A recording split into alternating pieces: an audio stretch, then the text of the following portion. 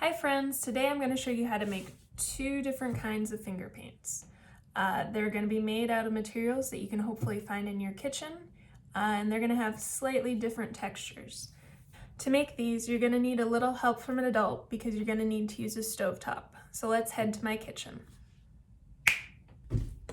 Alright, so now we're in my kitchen. So we're going to start with the first recipe. You're going to need 4 ingredients for this recipe: flour, salt, water, and food coloring. You're gonna start off with some sort of pan on your stovetop, and you're gonna want to make sure you have some sort of whisk. I'm gonna start by adding 2 cups of water to my pan.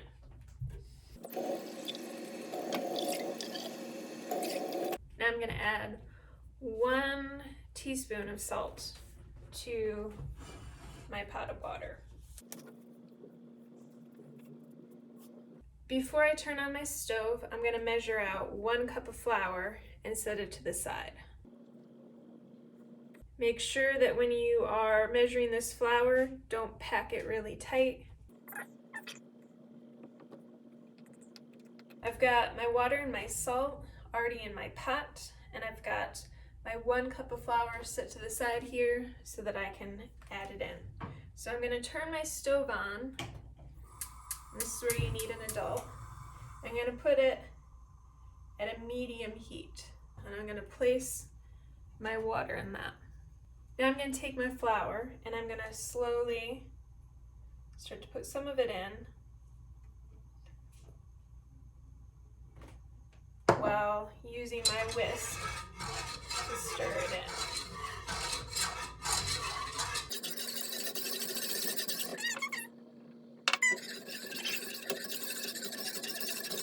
Full cup of flour into my salt and water, and now I'm just going to continue. It's a horrible sound. I'm going to continue to whisk it, stir it until it starts to thicken.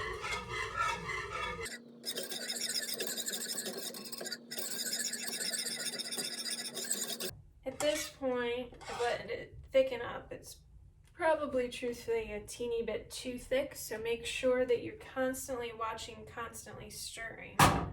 Once you have it to the point where it's fairly thick, you're going to divide it up amongst some bowls. So I have 3 containers. Please keep in mind that this just came off the stove, so it's really hot. While it's still warm, you're going to use your food coloring to make colors. Because I only made 3 pots, I want to do either a warm tone variety or a cool tone. Warm tone would be red, orange, yellow. Cool would be blue, purple, green. For this one, I'm going to do warm. So I'm going to do one that is yellow. Our recipe says add a few drops. I'm going to do one that is red, and then I'm going to do one that is orange.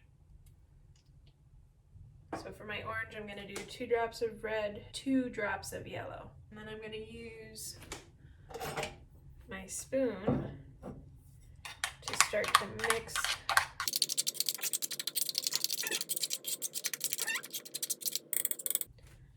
I'm going to rinse my spoon off. And I'm going to mix together my red. This is looking kind of pink, so I'm going to add some more red to it.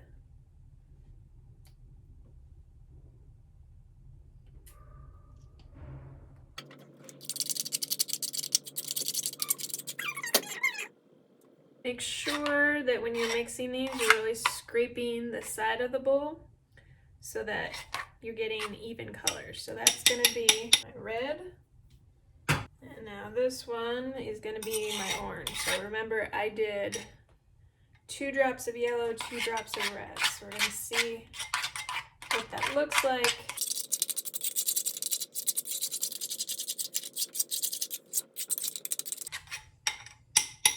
I have successfully made 3 different colors. I have red, I have yellow, and I have orange. So I can feel right now that these are still really warm. So I'm going to put them in the fridge for a minute or two while I clean up and show you how to make the next recipe. So for option 2, we're going to need cornstarch, sugar, salt, water, and eventually food coloring.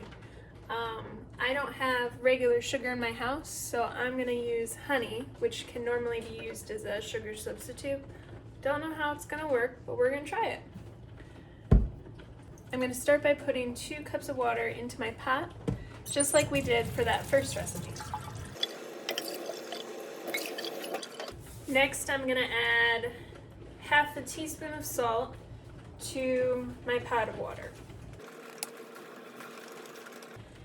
And just like I did with the previous recipe, I'm going to pre-measure out my cornstarch. That way it's easier to dump into our recipe. For this recipe, you're going to need half a cup of cornstarch.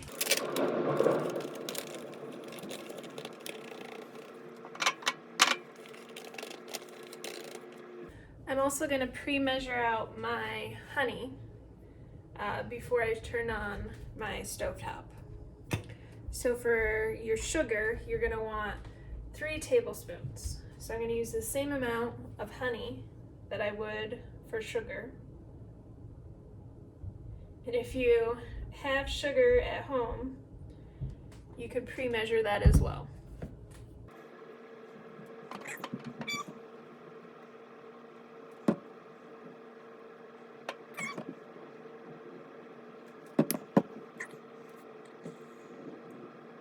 Because we're using cornstarch, I'm going to make sure that I have all of my ingredients and tools ready. So I have my water and salt in my pot, I have my whisk, I have my cornstarch and sugar substitute measured out. I also have a tool to scrape that out with. So I'm going to begin by turning on my stove. And just like the first recipe, I'm going to put it on a medium heat. And now I'm going to add my sugar and my cornstarch to my pot. And as soon as you have that in there, you're going to want to start whisking it immediately. And you're going to keep stirring until it thickens. And because our recipe asks you to whisk, that means you're not only using a whisk tool or a fork, it means that you are moving your arm in a circular quick motion to add air to what you're doing.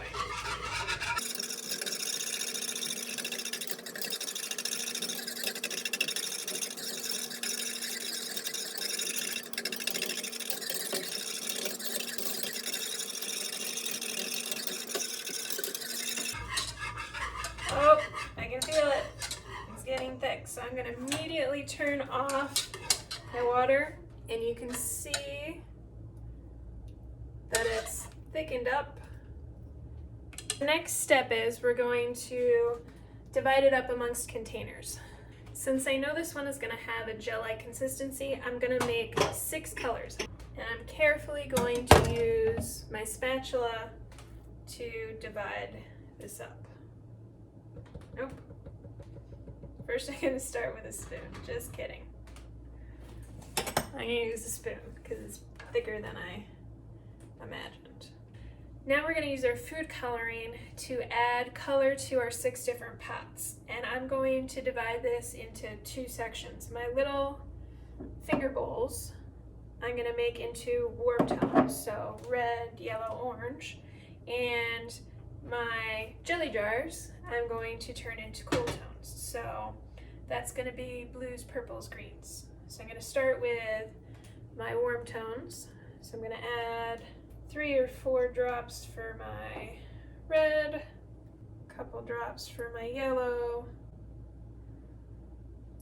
3 drops of yellow, and then 3 drops of red into my 1 container. And I'm going to use a spoon again to start to mix them. And because these aren't made with flour, you're gonna get a nicer, purer color. So I'm gonna add a little more red just because I want it to be like a dark, meaty red.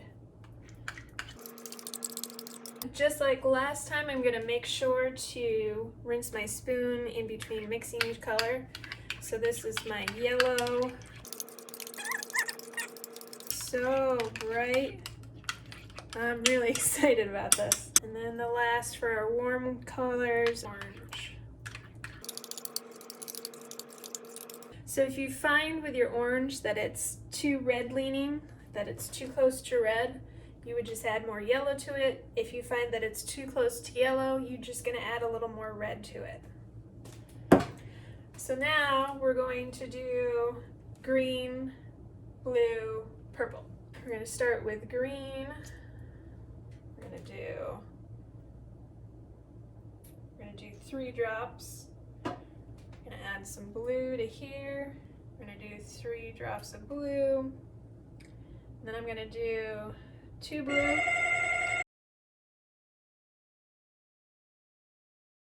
All right, let's try that again. So in this last one, I'm gonna make purple. So far I have 2 drops of blue. And now I'm gonna add 2 drops of red to it. Over here, I apologize for the noise. These are jelly jars that are not smooth on the inside. I think I want my green to be a little darker. So I'm gonna add a couple more drops. That is just, whew, it's pretty. Again, I'm making sure to rinse my spoon in between each color. Here we have our blue. Needs a little, so I'm gonna add a couple more drops of blue. Make sure that when you're mixing these that you're getting all the way to the bottom. That way you're getting a nice consistent color. So my last jar will hopefully be a purple. So that is pretty, but I think I want it to be a little darker. So I'm gonna add 2 blue. And this time I'm gonna add 3 red.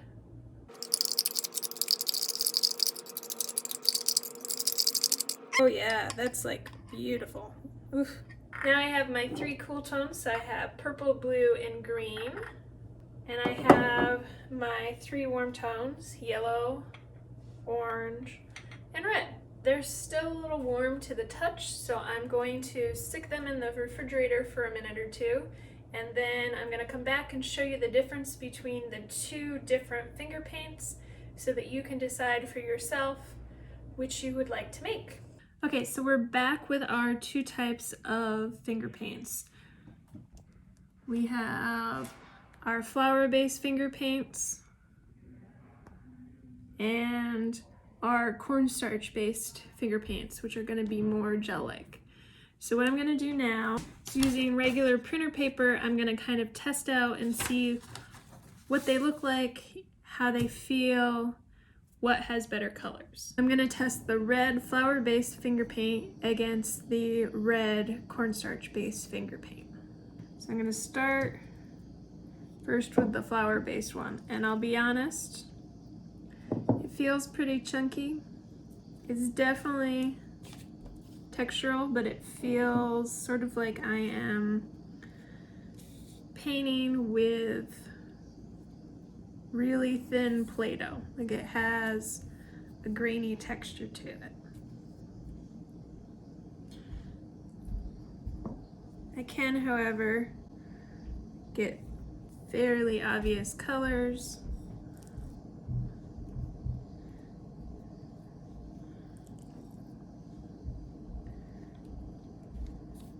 And they actually show up and they're pretty bright. You can really see all 3 of the different colors. It is sort of wet based. It's gonna take a while for it to dry. and it's pretty thick. I'm gonna use another sheet of paper and I'm gonna do the same thing, but this time with the cornstarch based finger paint.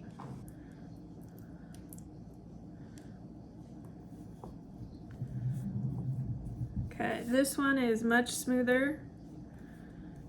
Colors are pretty vibrant.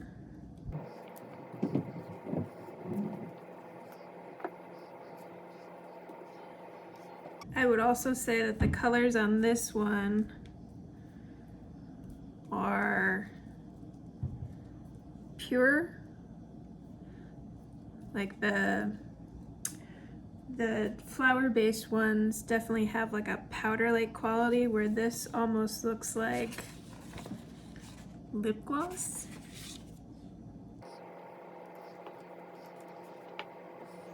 See those colors, and you can kind of see them side by side. That first test of flower-based finger paint versus cornstarch-based finger paint was just on regular computer paper, which is pretty thin, absorbs water really easily, doesn't hold up to water. So I'm gonna do another quick test, and this is gonna be on watercolor paper. I'm gonna do the same thing. Gonna put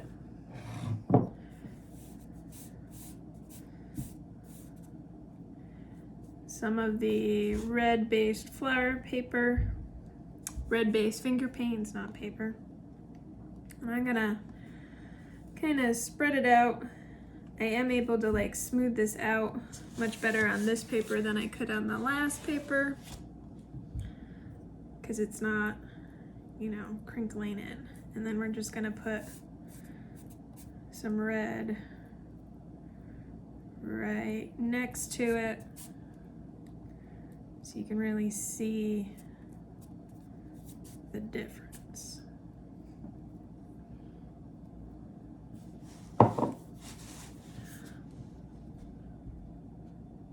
So this is the flour based, this is the cornstarch. And I'm gonna be honest, I like the feel of the cornstarch a lot better. I think the colors are better. It looks almost like a fresco. We're gonna do the same thing with the yellow.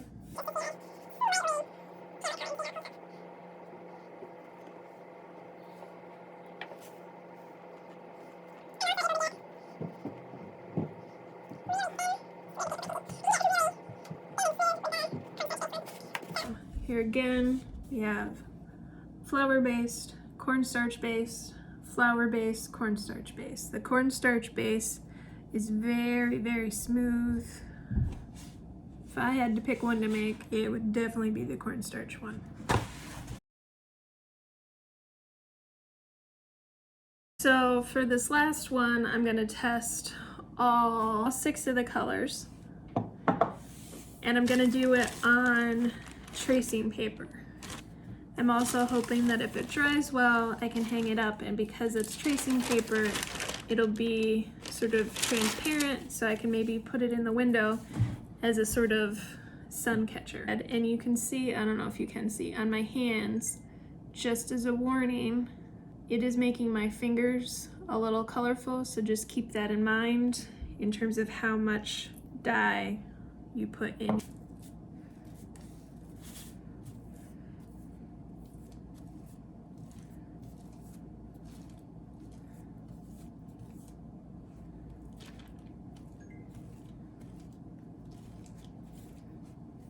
I don't know if you can hear that beeping, but some of you all are sending me stuff on Remind, which is awesome. I'm really excited about it, but if you're hearing a pinging, that's what that is. If you want to be able to store these, to keep these for a longer time, you just need to make sure that they are covered so that they don't dry up.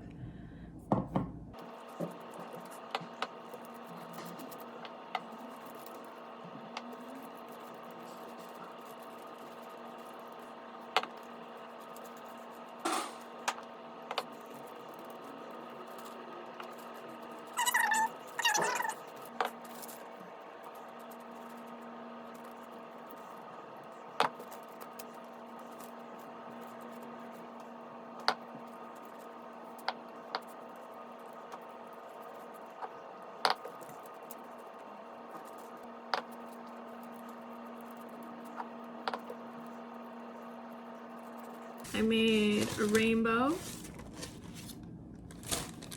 And it's a little hard to tell with my lighting in here, but it's actually really vibrant and really pretty.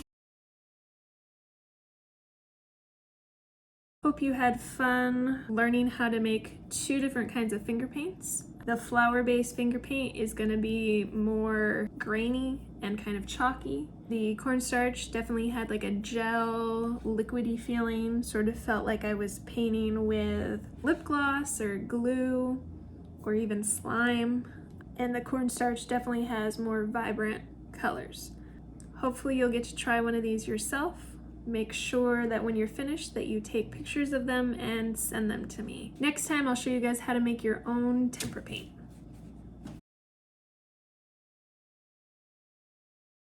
One other quick thing, I was just cleaning up and I just put all of my excess finger paint into a plastic bag, and it occurred to me that you could do this with a Ziploc bag and turn it into a really fun sensory bag where you can poke and mix colors and have fun.